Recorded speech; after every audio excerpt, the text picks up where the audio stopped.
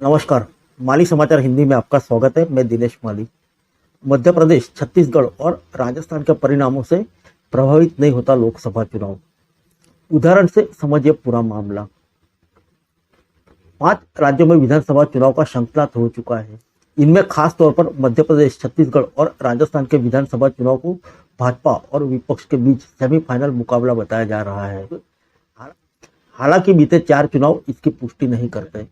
तथ्य बताते हैं कि इन राज्यों में जीत के बाद भी कभी सत्तारूढ़ दल को केंद्र की सत्ता गंवानी पड़ी है, तो कभी केंद्र के सत्तारूढ़ दल को हार के बाद भी लोकसभा चुनाव में बहुमत हासिल हुआ है।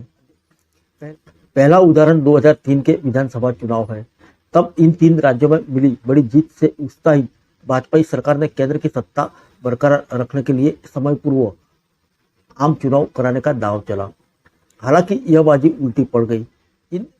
इन राज्यों में भाजपा ने 56 लोकसभा सीटें जीती, बावजूद उसके केंद्र की सत्ता गंवानी पड़ी। दूसरा उदाहरण साल 2018 के विधानसभा चुनाव का है। केंद्र में सत्तारूढ़ भाजपा ने तीनों राज्यों में सत्ता गंवा दी थी। इन नतीजों ने विपक्ष में केंद्र की सत्ता हासिल करने की उम्मीद पैदा की। हालांकि लोकसभा चुनाव के नतीजे उलट रहे और विधानसभा चुनाव में हारी भाजपा ने लोकसभा चुनाव में तीनों राज्यों में करीब करीब क्लीन स्वीप कर पहले से भी बड़ी जीत हासिल की। कई बार 3 राज्यों के नतीजों के उलट आए लोकसभा परिणाम। आइए जानते हैं। 2008 ने भी दोहराया इतिहास।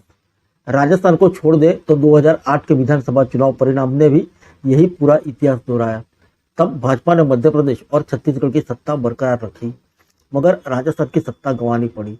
इसके बावजूद केंद्र में कांग्रेस की अगुवाई वाली यूपीए सरकार न सिर्फ सत्ता बचाने में कामयाब रही, बल्कि उसके लोकसभा सीटों की संख्या 148 से बढ़कर 206 हो गई।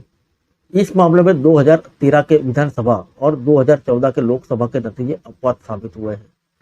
बीते 4 चुनाव में पहली बार ऐसा हुआ कि इन 3 राज्यों में विधानसभा चुनाव में जीतने वाली पार्टी केंद्र की सत्ता पर काबिज हुई। भाजपा ने तीनों राज्यों के साथ आम चुनाव में भी जीत हासिल की।